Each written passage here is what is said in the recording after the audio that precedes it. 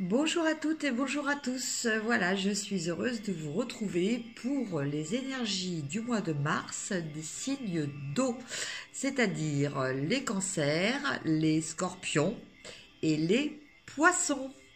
Alors, pour ça, j'utilise le Good Tarot d'Elisabeth Baron-Ried, le 77 d'Alias Kay, voilà, d'Alias Kay, et le Oshozen Tarot, voilà, que vous connaissez si vous suivez mes vidéos. Alors, chaque jeu différent déterminera pour le premier le côté sentimental, le deuxième le côté professionnel, et le troisième, ça sera le message général, l'énergie à écouter en fait. Alors, pour ce qui est du domaine sentimental de nos amis Cancer, Scorpion et Poisson. Signe d'eau. Alors, domaine sentimental pour le mois de mars, hein, bien entendu. Hop. Alors, nous avons le 9 d'air. Alors, qu'est-ce que nous dit cette carte? Quelle est l'énergie de cette carte? Bah, écoutez, une énergie très agréable, une énergie de plénitude. En fait, là, vous vous sentez... vous vous sentez submergé au niveau des sentiments. Donc ça, c'est la version positive de la carte. Après, vous pouvez aussi très bien avoir la version négative qui peut vouloir dire aussi que vous êtes submergé, mais en fait, par de mauvaises pensées. Voilà, ça peut être ça aussi, le 9 d'air. Mais bon, ces mauvaises pensées, de toute façon, c'est vous qui les générez aussi.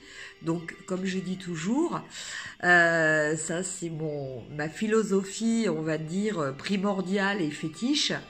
C'est vous qui avez toujours le choix de voir, de choisir la perspective, soit du verre à moitié plein, soit du verre à moitié vide. Voilà. Mais là, au niveau sentimental, en fait, là, quelle que soit l'orientation que vous allez décider de prendre, c'est pas en fonction, c'est pas la situation qui doit déterminer votre choix.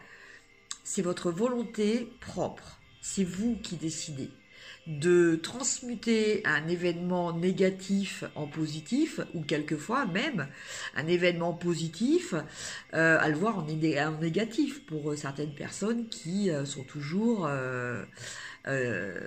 sceptiques et pessimistes. Voilà. Mais là, en tout cas, il y a vraiment une notion de se sentir submergé. Donc, à vous de décider de vous sentir submergé par de bonnes choses. Avec le petit jeu d'Alias Kay. Alors, au niveau professionnel, écoutez, vous voyez, cette carte indique une voie très large. Donc, une voie facile. C'est vous qui choisissez le milieu, à droite, à gauche.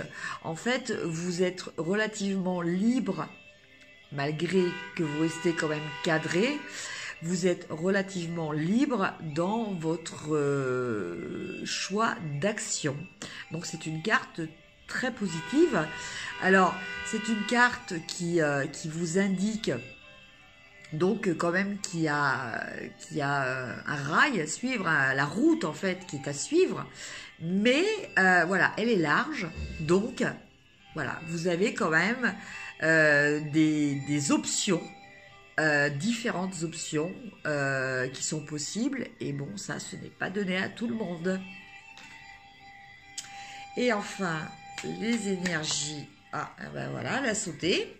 Décidément, là, les cartes veulent s'exprimer. Alors là, nous avons l'épuisement. L'épuisement. Oui, quelque part, je dirais logique. Je pense que ce qui va vous épuiser le plus, c'est la première carte qu'on a tirée au niveau sentimental quand je vous parlais d'être submergé. Voilà. Donc, faites attention de ne pas rester enfermé dans des idées diverses et multiples, mais pas forcément, comme je vous l'ai dit, avec la version verre à moitié plein. Là, vous auriez tendance à tourner un petit peu dans le verre à moitié vide, c'est-à-dire avoir les aspects négatifs.